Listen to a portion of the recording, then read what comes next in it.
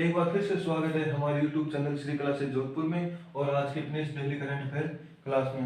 आज के अपने इस डेली करंट अफेयर क्लास में आगे चलने से पहले हम कल के पूछे गए अभ्यास क्वेश्चन का आंसर देख लेते हैं। तो कल का जो पूछा गया अभ्यास क्वेश्चन था उसका आंसर रहा था क्रिस्टीन वर्मुथ। ये कल के पूछे गए क्वेश्चन का आंसर था, जो कि अमेरिका सेना की पहली महिला सचिव बनी है, क्रिस्टीन वर्मुथ। अब बात करें आज के अपने पहले क्वेश्चन की, तो आज का अपना पहला क्वेश्चन है कि हाल ही में वर्ल्ड बाइसिकल डे, कौन सा दिवस? वर्ल्ड बाइसिकल डे, विश्व साइकिल दिवस, यह कब मनाया गया है? तो वर्ल्ड बाइसिकल डे यह हाल ही में 3 जून को मनाया गया है, वर्ल्ड बाइसिकल डे। यह दिवस क्यों मनाया जाता है? तो यह दिवस विश्व में साइकिल के महत्व है, कम दूरी के लिए साइकिल के द्वारा दूरी तय करने तथा साइकिल से जो सेहत के लिए लाभ होते हैं उनको प्रदर्शित करने के लिए इस दिवस को मनाया जाता है, वर्ल्ड बाइसिकल डे को। तो 3 जून को इस दिवस को मनाए जाने की घोषणा किसके द्वारा और कब की गई?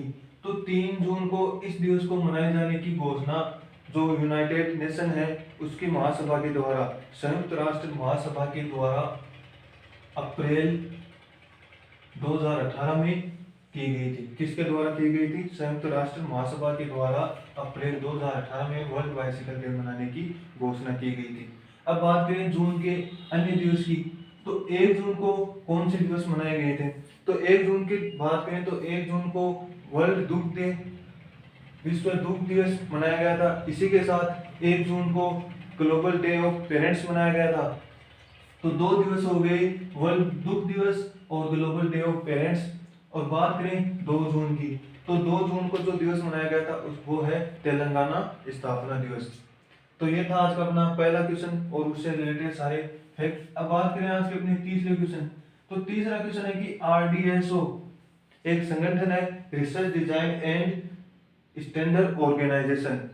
क्या नाम है? Research design and standard organisation को किस योजना में शामिल होने वाला पहला मानक निकाय बना है?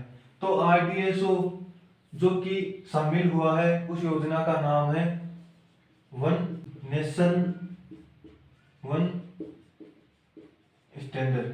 तो वन नेशन वन स्टैंडर्ड योजना में शामिल होने वाला पहला मानक बना है RDSO।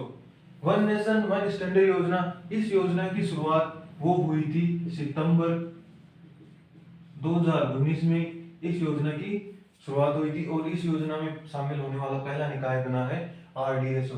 अब बात करें इस RDSO की, research design and standard organisation की, तो इसकी स्थापना वो हुई थी, इसकी स्थापना 1921 में हुई थी और इसके हेडक्वार्टर की बात करें तो वो लखनऊ उत्तर प्रदेश में है और यह रेलवे क्षेत्र में मानक निर्धारित करने वाला निकाय है RDSO। तो ये था आज का अपना दूसरा क्वेश्चन, इससे रिलेटेड सारे फैक्ट। अब बात करें आज के अपने तीसरे क्वेश्चन की, तो तीसरा क्वेश्चन है कि व्हाट्सएप ने किसे भारत में ग्रीवेंस ऑफिसर अर्थात शिकायत अधिकारी नियुक्त किया है? तो व्हाट्सएप ने भारत में ग्रीवेंस ऑफिसर शिकायत अधिकारी नियुक्त किया है, वो किया है परेश बी लाल को। परेश बी लाल को व्हाट्सएप ने भारत में शिकायत अधिकारी नियुक्त किया है। अब बात करें व्हाट्सएप की, तो व्हाट्सएप की स्थापना वो हुई थी 24 फरवरी 2009 को। व्हाट्सएप की स्थापना हुई थी 24 फरवरी 2009 को। हेडक्वार्टर की बात करें तो वो है कैलिफोर्निया में इसका हेडक्वार्टर है। तो ये था आज का अपना तीसरा क्वेश्चन और उससे रिलेटेड सारे फैक्ट। अब बात करें आज के अपने चौथे क्वेश्चन की, तो चौथा क्वेश्चन है कि विश्व की पहली नैनो यूरिया किसके द्वारा विकसित की गई है या किसके द्वारा लॉन्च की गई है? तो विश्व की पहली नैनो यूरिया, तो पहले तो यूरिया आती थी, वो आती थी दानेदार के रूप में, अब यह लिक्विड फॉर्म में विकसित की है, वो की गई है इफ्को के द्वारा और यह पूर्णतः स्वदेशी निर्मित है, अर्थात हमारे यह भारत के द्वारा ही बनाई गई है और पूर्णतः स्वदेशी है, इफ्को के द्वारा बनाई गई है नैनो यूरिया लिक्विड। और यह जो दानेदार यूरिया आती है उससे 10% सस्ता भी है नैनो यूरिया लिक्विड। तो अब बात करें इस इफ्को की, तो IFFCO Indian farmers fertilisation cooperative limited. क्या है इसकी full form? Indian farmers fertilisation cooperative, ये इसकी फुल फॉर्म है। अब बात करें इसकी स्थापना की, तो इफको की स्थापना हुई थी, वो हुई थी सन 3 नवंबर 1967 को इफको की स्थापना हुई थी।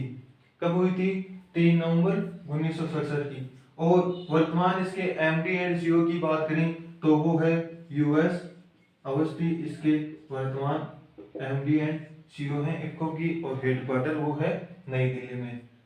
तो ये था आज का अपना चौथा क्वेश्चन और उससे रिलेटेड सारे फैक्ट। अब बात करें आज के अपने पांचवें क्वेश्चन की, तो पांचवा क्वेश्चन है 2020-21 का NBA 6th man of the year award किसने जीता है?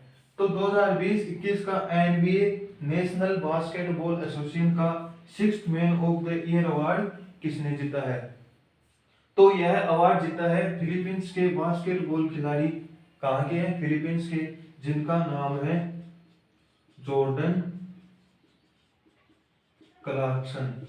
जॉर्डन क्लार्कसन जो कि फिलीपींस के खिलाड़ी हैं, इन्होंने 2020-21 का NBA 6th man of the year award जीता है। अब एनबीए 6th, ये 6th नंबर का नहीं है, यह अवार्ड 30वें क्रम का अवार्ड है जो हाल ही में जॉर्डन क्लार्कसन को दिया गया है। अब बात करें इस अवार्ड की शुरुआत की, तो यह अवार्ड, पहला अवार्ड दिया गया था, वो दिया गया था 1982-83 में। 1982-83 में national basketball 6th man of the year award दिया गया था।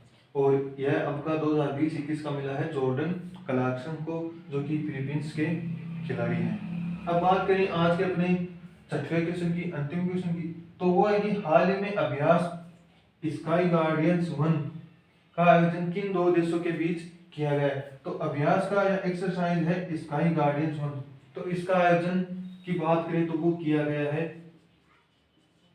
पाकिस्तान और मिस्र के बीच, इसका आयोजन किया गया है स्काई गार्डियंस 1 का। बात करें मिस्र की, तो मिस्र जिसको अंग्रेजी में इजिप्ट कहा जाता है, इसकी कैपिटल की बात करें तो कैपिटल वो है काहिरा। मिस्र की कैपिटल क्या है? काहिरा। और बात करें यहाँ की करेंसी की, तो मिस्र की करेंसी है वो है इजिप्ट पौंड। क्या है? इजिप्ट पौंड यहाँ की करेंसी है।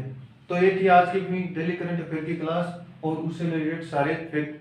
अब बात करें आज के अपने क्वेश्चन ऑफ द डे की, तो आज का अपना क्वेश्चन ऑफ द डे है वो है कि असम